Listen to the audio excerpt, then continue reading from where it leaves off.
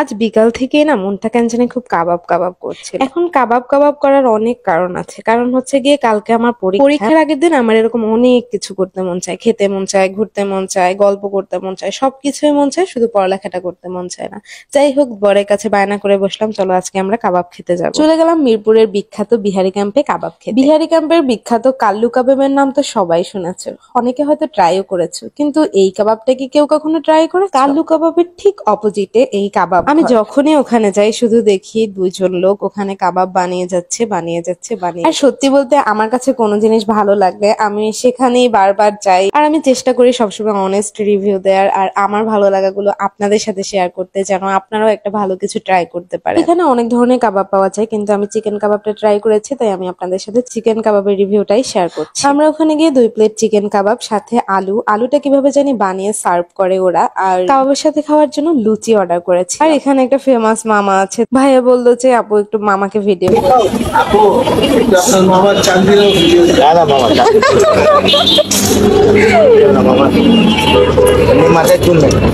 না মামা, তারপর আপনি কত সুন্দর, এখনো বিয়ে করা যাবে। আর ফেমাস মামা আমার নাতিরা হারাইবো বাবা আমার, তাই? আচ্ছা, একটা না 3টা নাতি করবো আমার।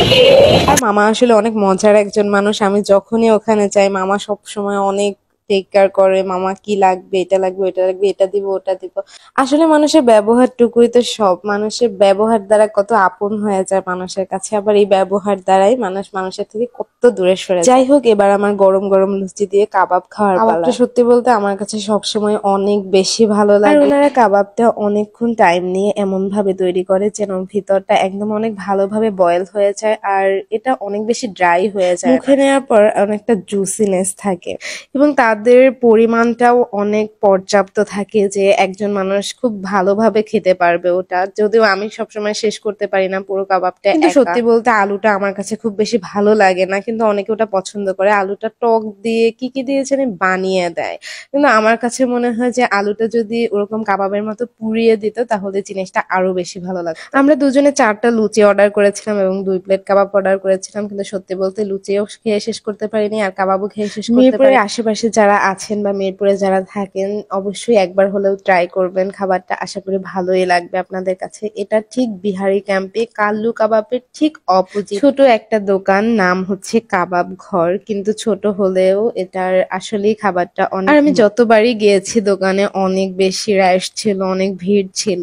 তো আপনারা অবশ্যই ট্রাই করবেন আর আমার সাথে খেয়ে রিভিউ শেয়ার করবেন আপনাদের কেমন লাগলো।